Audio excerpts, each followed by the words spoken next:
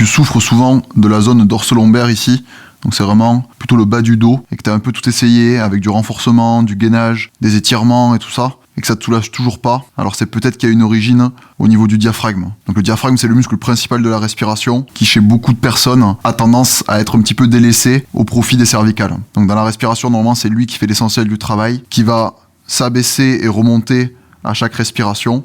Ça, c'est dans le cas où ça se passe bien. Et chez les personnes qui respirent mal, qui ont tendance à avoir un petit peu la respiration du stress avec des épaules un petit peu hautes, donc ça, c'est des gens qui respirent beaucoup avec la partie haute, qui souvent d'ailleurs ont des douleurs aussi au niveau cervical. Dans ce cas-là, je te conseille de réactiver ton diaphragme et de cibler la respiration là-dessus. Donc, lors de l'inspiration, quand tu vas prendre l'air, tu vas inspirer par le nez, et le but, ça va être de gonfler le ventre au maximum.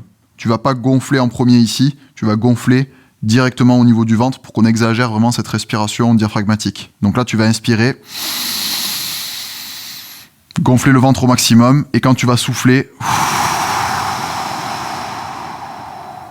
tu vas venir rentrer le ventre au maximum et vider complètement tes poumons en essayant aussi de te relâcher. Donc tout ça, je te conseille de le faire dans une position de confort, donc dans l'idéal en position allongée. Donc ça donne ça. Tu viens t'allonger sur le dos, tu te mets bien calé, les genoux fléchis, tu poses une main sur le ventre, comme ça tu peux bien sentir vraiment ce que tu es en train de faire au niveau du diaphragme. Et là, tu vas inspirer, gonfler le ventre.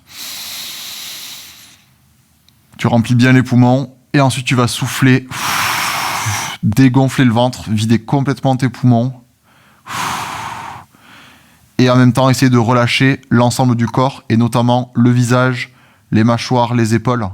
Le reste du corps va suivre après, et tu vas répéter comme ça plusieurs cycles respiratoires. Et à chaque expiration, tu essaies vraiment de relâcher de plus en plus ton corps jusqu'à arriver au niveau des lombaires et même du bas du corps. Ça va te créer un relâchement complet, et peut-être que juste avec ça, tu vas te soulager vraiment les tensions au niveau lombaire. Souvent, c'est lié vraiment à cet excès de tension dans cette zone, parce qu'on se fige complètement au niveau diaphragmatique.